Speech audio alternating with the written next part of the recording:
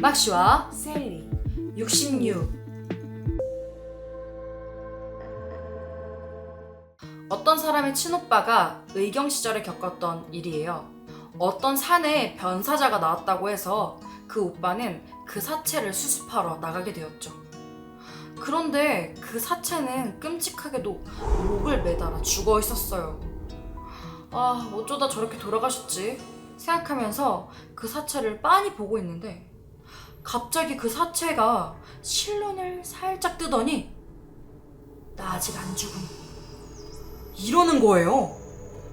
너무 소름 끼쳐서 저기요, 저분 아직 안 돌아가신 것 같은데 저분 지금 말했단 말이에요 라고 얘기했어요. 그런데 그 주변의 사람들이 비웃듯이 쳐다보면서 아, 무슨 소리를 하는 거야 저 사람, 죽은 지 10시간도 넘은 사람한테 뭐라는 거야, 다 이러더라고요. 아, 너무 억울했어요. 분명히 아직 안 죽었다고 했는데. 그렇게 시간이 흐르고 너무 억울해서 주변에 있는 선배 경찰한테 같이 술을 마시자고 얘기했어요. 그리고 자기가 본 걸 털어놓게 되었죠. 그런데 정말 소름 끼치게도 그 선배가 하는 말이 야, 너 같은 초짜들 중에서 가끔씩은 돌아가신 분이 하고 싶은 말을 듣는 애들이 종종 있더라고. 어떤 한 고등학생이 있었어요. 그 학생의 반에는 무당의 딸이 있었는데 아무래도 무당 딸이란 게 소문이 나다 보니까 따돌림을 당하게 된 거예요. 그런데 이 고등학생은 무당 딸이 너무 불쌍해서 잘 챙겨줬어요. 그렇게 둘은 단짝이 되었고 많이 친해졌을 무렵 같이 강으로 여름 휴가를 가게 되었죠. 그런데 안타깝게도 그 무당 딸이 강에 빠져 죽은 거예요. 이 학생은 친구를 구하지 못했다는 죄책감에 매일 울면서 지냈어요.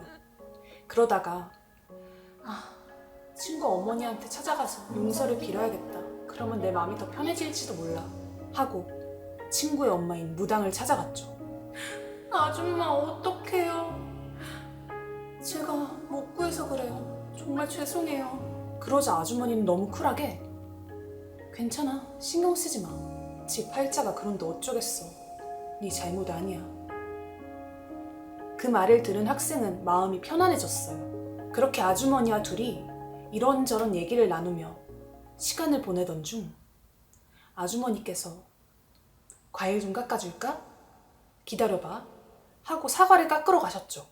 그런데 그 후에 아줌마의 모습은 너무 충격적이었어요.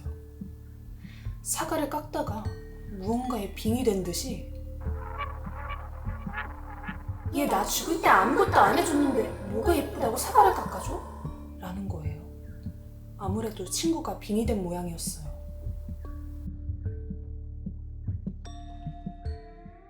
중3짜리 여자아이가 있었어요. 그 아이는 수업 시간에 제일 친한 친구와 쪽지를 주고받으면서 키득키득 거렸죠. 그렇게 수업 시간이 끝나고 나서 주고받은 쪽지는 모두 찢어서 휴지통에 버렸어요. 그리고 집에 가는 중에 맞다, 내일 과학시험인데 과학책을 학교에 두고 왔잖아 라는 생각이 머릿속에서 스치는 거예요. 아, 귀찮은데 어쩔 수 없지 하면서 학교에 다시 가게 되었어요. 그런데 정말 소름 끼치는 게 학교 문을 열기 전에 누군가가 무언가를 하고 있는 소리가 마구마구 들리는 거예요. 그래서 유리창 너머로 빼꼼히 쳐다보게 되었죠. 그런데 평소에는 별로 친하지 않은 어떤 친구가 휴지통을 뒤져서 그동안 베프와 제가 나눴던 쪽지들을 조금씩 맞춰보고 있는 거예요. 그걸 보자마자 소름 끼쳐서 책은 그냥 두고 집에 오게 되었답니다. 지금부터 무요미 타임! 이 이야기는 이다은님께서 댓글로 제보해주신 무서운 이야기입니다. 어떤 여자가 중고로 중국 인형을 사게 되었어요. 그리고 인형을 침대 옆 탁자에 두게 되었죠. 그러고 잠이 들었는데 다음날 보니까 머리카락이 많이 빠져 있는 거예요. 내가 탈모가 시작됐나? 하고 화장실을 갔는데 정말 머리가 빠져 있었어요. 그리고 다음날도 또 빠져 있었죠. 그런데 탈모라기엔 너무 많은 양이 빠져 있어서 여자는 CCTV를 설치해 두었어요. 다음날 또 머리가 많이 빠진 걸 확인하고 카메라를 봤을 때 여자는 기겁하고 말았어요. 탁자에 둔 인형이 손을 뻗어 머리카락을 야금야금 먹고 있었거든요. 다행히 인형을 버린 뒤로 그 일은 사라졌다고 합니다.